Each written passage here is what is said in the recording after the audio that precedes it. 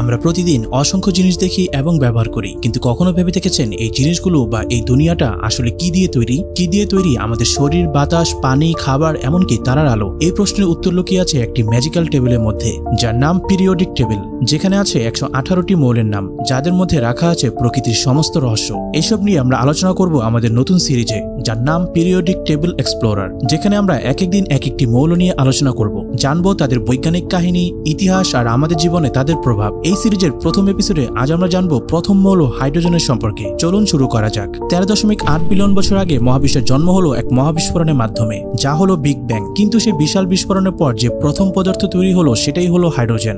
এটি একটি ছোট পরমাণু যার অ্যাটমিক নাম্বার 1 আর এর গঠন খুবই সহজ, একটি প্রোটন আর একটি ইলেকট্রন। আপনি কি জানেন আমাদের সূর্য আমাদের আলো দেয় কিভাবে? এর রহস্য হাইড্রোজেনের মধ্যে লুকিয়ে আছে। সূর্যের কেন্দ্রস্থলে নিউক্লিয়ার ফিউশন ঘটে, যেখানে দুটি হাইড্রোজেন পরমাণু একসাথে মিলে হিলিয়াম তৈরি করে এবং প্রচন্ড শক্তি উৎপন্ন করে। এই শক্তির কারণে আজ মানুষ রকেট চালাতে পারে, বিদ্যুৎ উৎপাদন করতে পারে এবং ভবিষ্যতে নিউক্লিয়ার ফিউশনের মাধ্যমে সীমাহীন শক্তি পাওয়ার স্বপ্ন দেখছে। আমাদের জীবনেও হাইড্রোজেনের গুরুত্ব অনেক বেশি। আমরা যে পানি খাচ্ছি, যে বাতাসে শ্বাস নিচ্ছি, সবকিছুতেই আছে হাইড্রোজেন। অর্থাৎ হাইড্রোজেন শুধু মহাবিশ্ব গঠনের গল্পই বলে না, এটি আমাদের অস্তিত্বের মূল ভিত্তি। সূর্য থেকে শুরু করে আমাদের পানির বোতল, ভবিষ্যতের শক্তি, সবকিছুতে রয়েছে হাইড্রোজেনের প্রভাব। এই সিরিজের পরবর্তী এপিসোডগুলো দেখার জন্য আমাদের সাথেই থাকুন।